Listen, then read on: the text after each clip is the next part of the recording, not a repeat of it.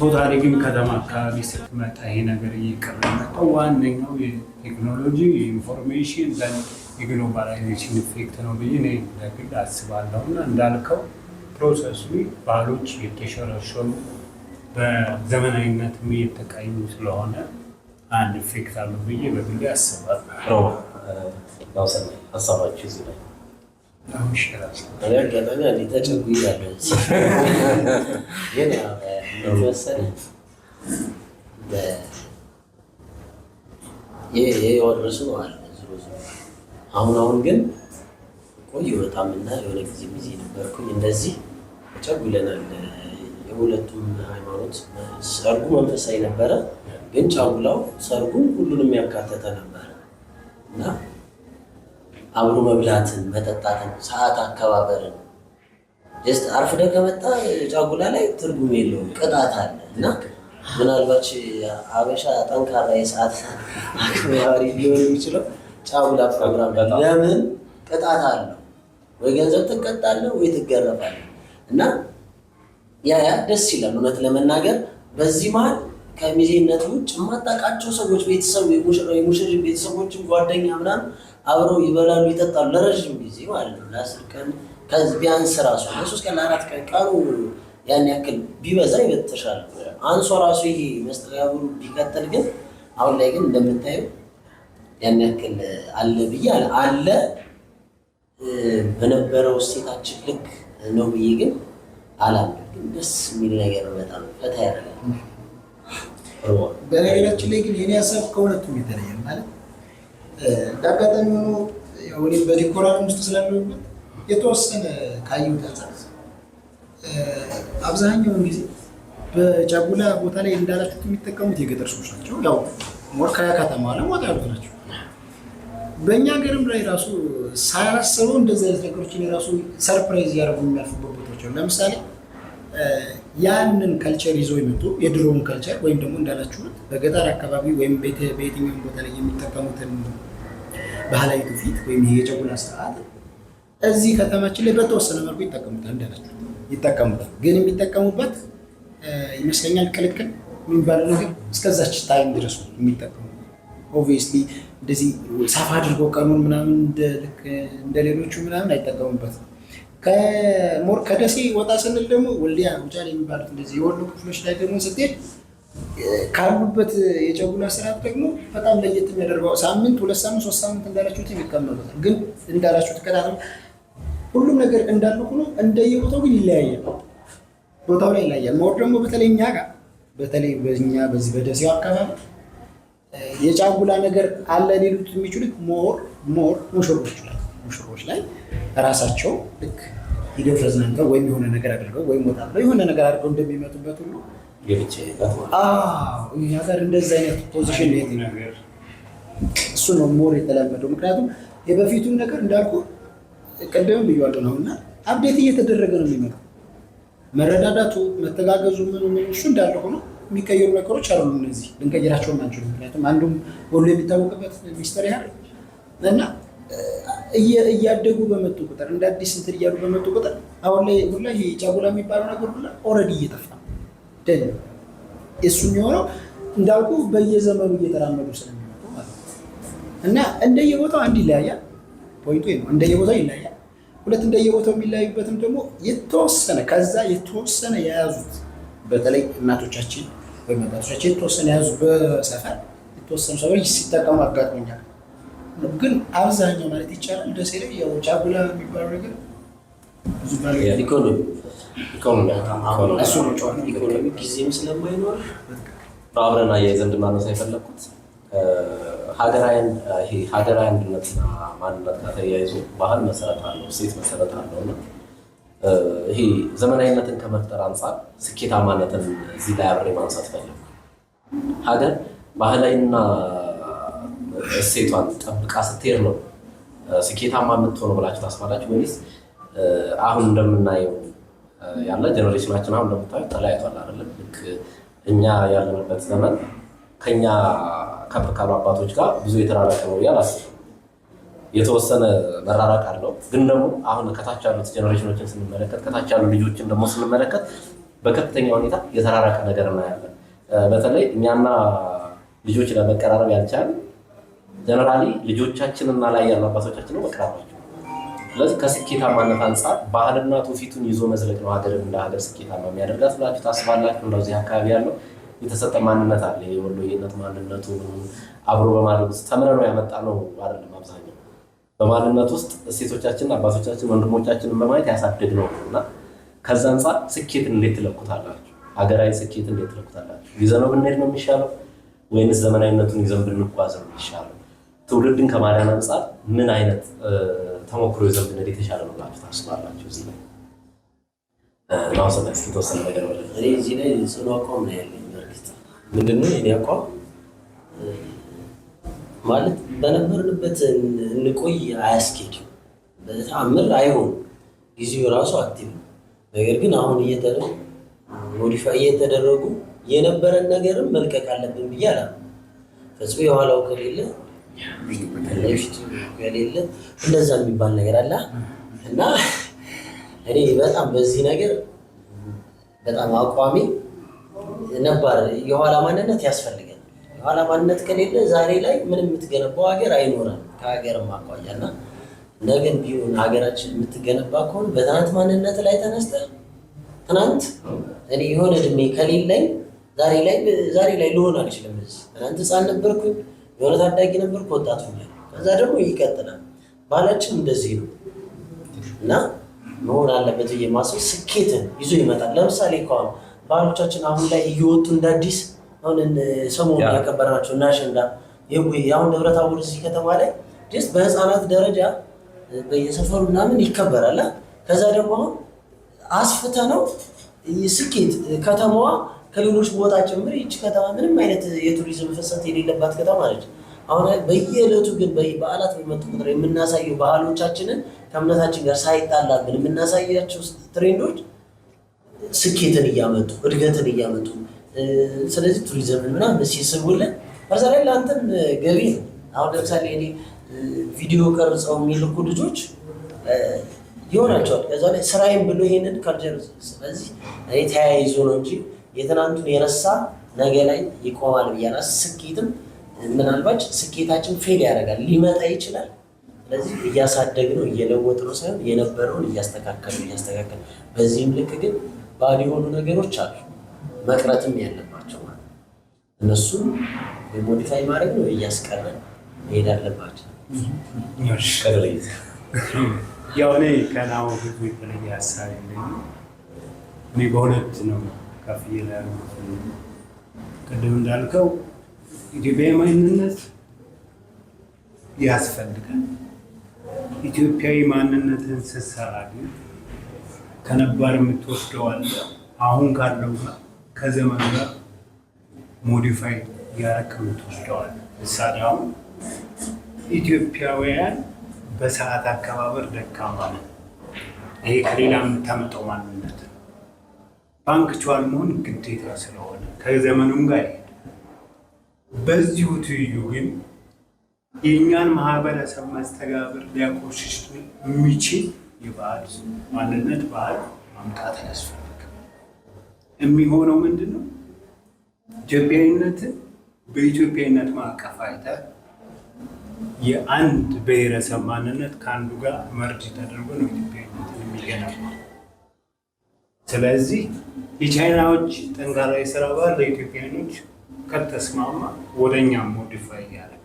አሁን እየተቸገርን ያለነው ምንድን ነው? ኮፒ ነው የምናደርገው። መጥፎውንም ጥሩንም ኮፒ አድርገን ስናመጣ ከኛ በታች ያለው ጄኔሬሽኖች ጋር ትልቅ ሰፊ የሆነ ልዩነት አሁን ሚኒስትሪ ሚዲያው ሶሻል ሚዲያው እንደፈለግ ስላገኘው ከኛ በታች ያሉ ጄኔሬሽኖች መምረጥ ተቸግረዋል። እዚህ ጋር ደግሞ ዋነኝነት የእምነት ተቋማት፣ ቤተሰብ ከፍተኛውን ሚና መጫወት አለባቸው። መንግስትም እንደ መንግስት ኢትዮጵያዊነት ማንነት የሚገነባው በእነዚህ ሶስት ተቋማት ሰውን ማክበር፣ የትኛውም ሃይማኖት ማስተማር መስበኩን መቀጠል አለበት። መንግስትም ኢትዮጵያዊ ማንነትን ፕራዮሪቲ ሰጥቶ መስራት ካልቻለ የካልቸራል ዲፊውዥን የሚባላል በሶሺዮሎጂ ማለት ነው። የአንዱ ባህል ወደ አንተ የማይመጣበት ምንም መንገድ የለም። ግን አንተ ሰሌክት የማድረገው እና ወደ አንተ ሞዲፋይ አድርገህ ኢትዮጵያዊነትን መገንባት ላይ ተጽዕኖ ማስቀረት በኋላ ላይ ያሉ ነገሮች መቅረት አለባቸው፣ መቀጠልም ያለባቸው አሉ። አሁን ላይ ደግሞ እንደ ዘመናዊነት ደግሞ ይዘህ የምትራመዳቸው አሉ። ስኬት ዳራችሁት ይወጣል፣ ምንም ልዩነት ነገር የለው። ምክንያቱም ድሮ አባቶቻችን እንዴት መስራት እንዳለባቸው አሳይተውና በዛ ትሬንድ ከሄድ ወደ ስኬት ደረጃ እንደርሳለን።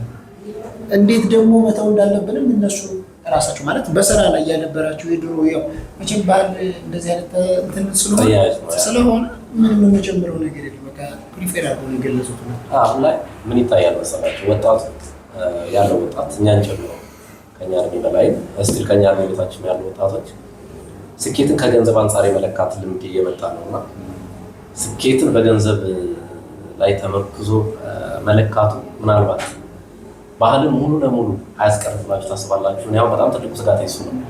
ወንድም ከድር አንስቶታል። የእምነት ተቋማት ትልቅ ቦታ አላቸው፣ ግዴታም አለባቸው። በነገራችን ላይ እንዲህ ፊውቸሪቲ እንደ መንግስት እንደምናምን ብለን የምንይዘው ብቻ ሳይሆን የእምነት ተቋማት ላይ ግዴታ ነው። እኔ አንድ ማንነትን ከሚገነቡ ነገሮች መካከል አንዱ ጠንካራ አቋም ብዬ ከሚይዘው ውስጥ ማንኛውም ልጅ ከተወለደ በኋላ ቤተሰቡ በያዘው መሰረታዊ ሃይማኖት ውስጥ ተምሮ የወጣ መሆን አለበት ብዬ ማመን የትኛውም ሃይማኖት ተከታይ ሊሆን ይችላል። ካደገ በኋላ ምርጫው ነገር ግን ስብዕናን መማር የሚችለው አብሮ መኖርን መማር የሚችለው ከጎኑ ያሉትን ተደጋግፎ ማድረግ ይችላል ብዬ የማስበው ዘመናዊነትን ተላብሶ አብሮ ይወጣል ብዬ የማስበው ሃይማኖት ተቋም ላይ ሲያደግ ነው። ምክንያቱም ሃይማኖት ተቋማት ውስጥ ሁለቱም አለ፣ ታብታላችሁ። ዘመናዊነቱም አለ፣ ባህሉም አለ፣ ሁሉም ነገር አለ። ሁሉም ተብሎ ይወጣልና ከዛ አንጻር ግን ስኬት ሲለካ እንደው በምን መንገድ ይለካ ጥሩ ነው በእናንተ እይታ? ምክንያቱም አሁን በገንዘብ ካየ ነው ባህላዊ ሴቱን እንዳንጠብቅ ያደርገን ነው የሚል ስጋት ስላለኝ ነው። አብዛኛው ወጣት ላይ ያለው ችግር ይስነው በገንዘብ የሚለካ ማንነት ሲኖር ደግሞ ምን ይሆናል መሰላችሁ? ኢንዲቪጁዋል ይሆናል። ሰው ግለሰብ የራሱ ስኬታማነት ብቻ አጠናክሮ ይሄዳል ማለት ነው። ላይክ መጀመሪያ ላይ አንስተን የነበረው የሰርግ ሴሬሞኒዎች ወደ ሆቴሎች፣ ወደ ድንኳኖች፣ ወደ ምናምን እንድመጡ ያደረጋቸው ኢኮኖሚ ስታተሱ ነው አሉ። በርግጥ ግን ደግሞ ከዛ አልፎ ኢንዲቪጁዋል ስኬት የሚሆን ነው አይደል? ሰርጎች፣ ሴሬሞኒዎች፣ አሁን ትልቅ ቦታ ላይ የምናያቸው ድግሶች በቪዲዮ የምታያቸው አሉ። ያያቸዋቸው በቪዲዮ የሚታዩ ትልቅ ነገሮች እታች ያለው ያን ያክል ድግስ መደገስ የማይችል ሰፈር ላይ እንኳን በትንሹ ደግሶ ጠርቶ ሰርግን እንዳያደርግ የሚያደርጉ አይነት ነገሮች እናያለን በቪዲዮ። ይህን ቪዲዮ የሚያዩ ወጣቶች፣ እኛን የሚያዩ ወጣቶች ከእኛ የሚማሩት ነገር ምንድን ነው? እኛ እዚህ ላይ ቆም ብለን ካልሰራን ተከታዮቻችን ከእኛ በታች ያሉት ትውልድ መገንባት ነው። በቃ እኛ ጋር ስንደርስ ከእኛ ስር ያሉ ትውልዶችን ማዳን ላይ ነው እና በደንብ የምንሰማራ እንደው ይህን አያይዛችሁት መልስ በጣም ደስ ይለኛል። በደንብ እንወያይበት። እስኪ ቀጥል። ማለት ትክክለኛ እይታ ነው። የሞራላዊነት በጣም ይታያል። የሞራል ማጣት ደግሞ እንደተባለው ሁሉም ነገር ከሆነ ጥቅም ጋር ማገናኘት ብቻ እኔ ልጠቀም እንጂ እኔ ከመውሰዱ አይቀላይ ያየዋን አይነት ተረት ነው። አሁን በዚህ ዘመን በአብዛኛው ጄኔሬሽን የሚያካሄደው ወላ ቤተሰቡ ምናምን ከሆነ ለሞራሉ ለእምነቱ ሊሆን ላደገበት እሴቱ የሚጨነቅ ትውልድ አሁን እየተናደ ነው አለ። ይህን እንዴት እናስቀረው? የመጀመሪያ ፐርሰናሊ የማህበር አይከን ተብሎ የሚታሰቡ ሰዎች የሞራል ልዕልናቸው መጠበቅ አለባቸው። አይከን የተባሉ ሲቀጥል ምሳሌ መሆን አለበት። በየአካባቢ ያለ አይከን የሚባል ሰው ለዚህ ለእሴቱ፣ ለባህሉ፣ ለሞራሉ የሚጨነቅ ከሆነ ለሃይማኖቱ የሚጨነቅ ከሆነ ያደርጋል። አንተን እያየ መቼም እያንዳንዱ ሰው አለው የሚያየው ሰው አለው እና እሱን ነገር ሁሉ አስተምህሮታችን ሃይማኖታዊ በዚህ በመንግስት ደረጃ ያው በካሪኩለም ደረጃ አሁን የተጀመሩ ነገሮች አሉ። ቢበረታቱ ላይ የስነ ምግባር ትምህርት ምናምን የሚባል ተጀምሯል ይመስለኛል። እና እሱ ምንድነው ስለዚህ ጋር ስነ ምግባር ግብረ ገብ እሱ ጥሩ ነው። ምናልባት እኔ አይቼው አላውቅም እንዴት እንደሚሰጡ ምናምን መጽሐፉን አንብቤው አላውቅም። እሱ ደስ ስለሚል ግን እሱ ከዛ ውጭ የሃይማኖት አባቶች አስፈሪ ጊዜ ነው እየመጣ ያለው። ሁለተኛ እያንዳንዱ ሰው ልጅ ይወልዳል። ምን ከዚህ በፊት የሆነ ነገር ምን ሰምቻለሁ መሰለህ? ብዙ ሰው ይህች ሀገር እየፈረሰች ነው ይላል። በጣም እየፈረሰች ነው ይህች ሀገር፣ ግን በየዕለቱ ልጅ ይወልዳል፣ ህንፃ ይገነባል። ስለዚህ በሚፈርስ ሀገር ላይ የምትገነባው ህንፃ፣ በሚፈርስ ሀገር ላይ የምትወልደው ልጅ ምን ይሰራል? ሳይፈርስ በፊት ሳይፈርስ በፊት እሱ ነው የምልህ። ህንፃ ከመገንባታችን ከመውለዳችን በፊት እኩል ልጆች የሚያድጉበትን ደግሞ የሚያስጠላ ነገር ሁሉም ሰው ባህሉን የሚጠላ ሰው አታገኝም። ትንሽ ነው በጣም ኢምንት በአቬሬጅ ስታይ ባህሉን በጣም ይወዳል፣ ደስተኛ ነው። ከተዝናና የኢትዮጵያ ሰው የሚዝናኑ በባህሉ በጣም ደስተኛ ነው እና እሱን ማህበረሰባዊ ሃይማኖታዊ ኃላፊነታችን እያንዳንዳችን መወጣት ብንችል ይህንን ነገር መቅረፍ እንችላለን። ሁለተኛ በቃ ባገኘነው አጋጣሚ በምናገኘው ኢሹዋችን እንደዚህ አይነት ፖድካስቶች አሁን ጥሩ ናቸው ብዬ አስባለሁ። ምናልባት አሁን ትውልዱ እንዲህ አይነት ፖድካስቶች ይከታተላል አይከታተል ሌላ ጥያቄ ነው። ግን ምናልባት ዛሬ ነው ቀጣይ የሚከታተለው ከሆነ ይሄንን የሚመጡትን የሚጋበዙት እንግዲህ አሁን ዛሬ ፖድካስቶች እንደ ቀደም መጀመሪያ ላይ እንዳወራ ነው ከታዋቂነት ጋር ዛሬ ጆሮ እንደዚህ የቆረጠ ሰውዬ ለቪው ብቻ የሚዲያ ባለሙያዎች የሞራል ባለቤቶች አይደሉም። ወንበዴውን አቅርቦ ከዛ ትውልድ እንዴት ይማራል? ነገ ራሱ ላይ ይደርሳል። ስለዚህ የምንገነባት ነገን የምንሰራው ለራሴ ስለሆነ ጥሩ መሆኑ ለራሴ ስለሆነ ለምን ይሄ ትሬንድ ይኖረኛል። በምንኩስና ብትሄደው እንግዲህ የመጨረሻ ሰው ካልያገባ ካልወለደ ምንኩስና ስኬት ገንዘብ ብቻ ከሆነ ያው ኦልሞስት ንግድ ነው ስለሆነ ስኬት ለእኔ ለናውሰናይ ካልተረፈ የኔ ስኬት ለቤተሰቤ ለማህበረሰቡ ካልተረፈ ስኬት ቅድም እንዳልከው አሁን ላይ እንዲያውም ኢንዲቪጁዋሊዝም ቲዮሪ የሚባላል ግለኝነት ማለት ነው። እኔ ምን አገባኝ ልጅ ተወልድና ትዳር ይዘህ እኔ ስለ ልጅ ነው እንጂ ስለ ባለቤት ሰልፊሽነት ያ ደግሞ በቃ ሶሻል ፍራግመንትን ይፈጥራል፣ መበታተን። ስለዚህ የሚሆነው ምንድነው? ስኬት እርግጥ ፋይናንሻል ካፒታልን ጥሩ ሲሆን አንድ ነው፣ ነባራዊ ሁኔታውን ያስገድዳል። በኢኮኖሚ ጠንካራ ያልሆነ ሀገር እያያችሁ ተረጅ ነው የሚሆነው። ግለሰብም ስኬቱ ፋይናንሻል ስትሬንግስ ካላመጣ ምጾተኛ ነው። ስለዚህ ምን ማድረግ አለብን? ስኬቶቻችን ለሀገር፣ ለማህበረሰብ፣ ለትውልድ ሲተርፍ ያ ሙሉ ስኬት ይባላል። እንደ መቋጠሪያ ከኛ ምን ይጠበቃል እንደተባለው ነገር መቼም ምን አሁን ሀያዎቹ መጨረሻ አካባቢ እድሜ ላይ ነኝ። ከኔ ቀደም የወረስኳቸው የማንነት ተሰራቢ በኢትዮጵያዊነት ማዕቀፍ ማንነቴ ላይ ያመጣልኝ ተጽዕኖ ለሚመጡት በህይወት ተሞክሮ የመጣውን መልካም ጎን ለሚመጣው አሁን ስፔሻሊ ቅድም እንዳለው ተቋማቶች ትውልድ ላይ መስራት አለባቸው። አሁን ላይ ባለንበት ዘመን ውስጥ እንዳለው አሁን ህንፃዎች ይሰራሉ። ህንፃዎች ብቻ አይደለም፣ የእምነት ተቋማትን በከፍተኛ ሁኔታ በህንፃ እንሰራለን። በከፍተኛ ካፒታል በራሳችን ነገር ተነሳስተን እንሰራለን። የሰው ልጅ ከማነጽ አንጻር ግን ምን ያክል ነው እየተሰራ ያለው? አሁን እንዳልከው እሱም ጠቅሶታል ነው። አስፈሪ የሚባሉ ጊዜዎች አሉ አይደል? ከነዛ ውስጥ አሁን ያለንባቸው ተግዳሮቶች አሉ። ለምሳሌ እድር እንዳልከው እድር ምን ደረጃ ላይ ነው ያለው? ከእምነት አንጻር ከምናምን ስናይ ነው ማለት ነው። እንደ ማሳያነት ለዚህ አካባቢ ለምሳሌ አንተ ምሳሌ ነው። ከስማንነት ከባህላው ከማን ጀምሮ ምሳሌ ነው ለዚህ አካባቢ። እኛ አካባቢ በእርግጥ ትራዲሽኑ በዚህ በኩል አይታማም ደህና ነው፣ ግን ዞር ዞርላችሁ ስታይሉ እንዳልኳቸው መጀመሪያ ላይ እንዳነሳ ነው ታች ያለው የሰው ልጅ ልብ ማነጽ ላይ የሰው ልጅ አእምሮ ማነጽ ላይ መሰራት አለባቸው እና ስኬታማነትን ከኢንዲቪዱዋሊዝም እንድንወጣ የፈለኩት ለዛ ነው። ስኬት ከኢኮኖሚ ግድ ነው ይታወቃል። በግለሰብም በሀገርም በምንም ኢኮኖሚ ቅድሚያ የሚሰጠው ነገር ነው ከስኬት አንጻር የሚገነባ። ግን የአንድ ሀገር ኢኮኖሚዋን የሚኖረው ሞራሉ ከፍተኛ ሆኖ የተገነባ ትውልድ ሲኖራት ነው ያስባል። ከዛ ከሞራል አንጻር እናንተ ምን ያህል እየተሰራ ነው ብላችሁ ታስባላችሁ? አካባቢያችሁ ላይ ለምሳሌ ቤተሰባችን 2 3 ብለን የምንኖር 4 5 ቤተሰብ ያለው ሰው ከማዕድ አቆራረሱ ጀምሮ ምን ይመስላል? ምክንያቱም አሁን ሩቅ አንሄድም። እኛ ቤተሰብ ውስጥ አመጋገባችን ምን ይመስላል? ቀን ቁርስ ምናምን ባንገናኝ ቢያንስ ራት ላይ እንገናኛለን አይደል? ሁላችንም ቤተሰብ አብረን ነው የምንመገበው። እያንዳንዳችሁ እስኪ ሮባ ያለውን ነገር እስኪ ንገረን። አሁን ምክንያቱም ከቤታችን ሰርተን ካልወጣን ኮሜንት ሰጭ ብቻ ነው፣ አስተያየት ሰጭ ብቻ ነው። አስተያየት ደግሞ መገንባት አንችልም። ቤታችን ውስጥ ያለው ማንነት ተሳብሮ ምን ያህል ነው አንጸ ነው የምንሄደው። እኛ ለልጆቻችን ቤት ምናምን አንጸላቸው ስንሄድ ቤቱን ጠብቆ ማቆየት የሚችል አእምሮና ሞራል እየሰጠናቸው ነው የሚለውን ማያይዛችሁ እንደ መጨረሻ በደንብ ታዩልኝ ወይ ደስ ይለኛል።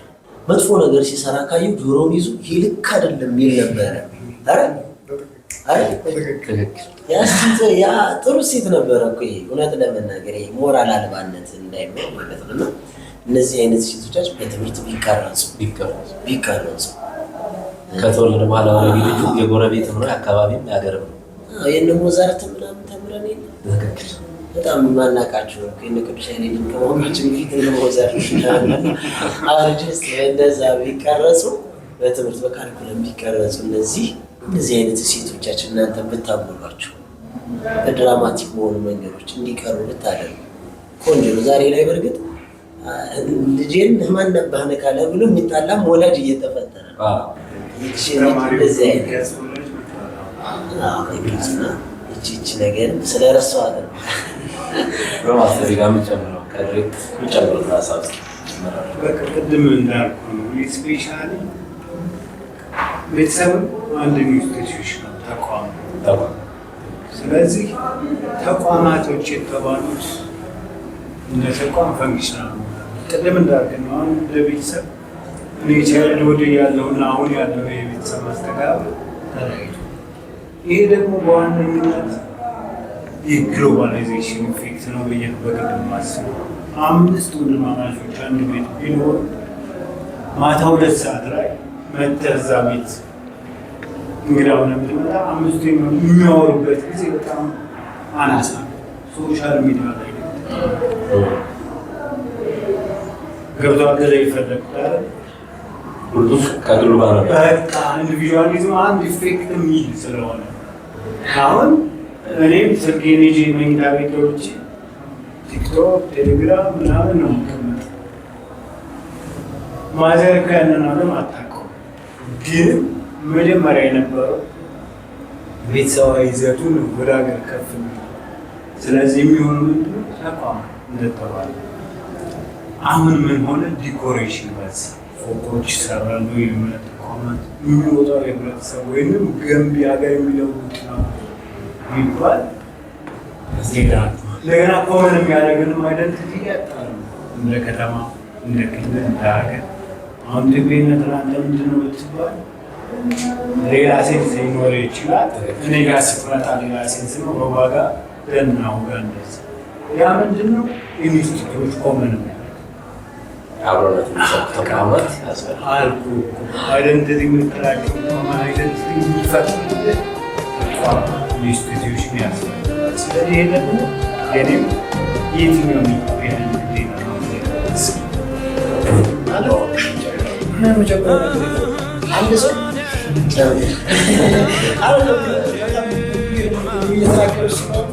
አንዳንዴ ከአንዱ ሰው የልቡን ሲናገር ያኛውን ነገር መደጋገም ስለሆነ ያን ሰላም መስል አመጣጡን ሰው ካላሳ ወደፊት ነገር እንደሚፈልጋቸው ለምሳሌ ድሮ በእናትና አባቶቻቸው ሲያሳድጓቸው በጥሩ ማንነት እያሳደጓቸው ዛሬ ላይ ጊዜውን እያቸው በጊዜው ባመዳቸው ጊዜው ከተራ የበላበት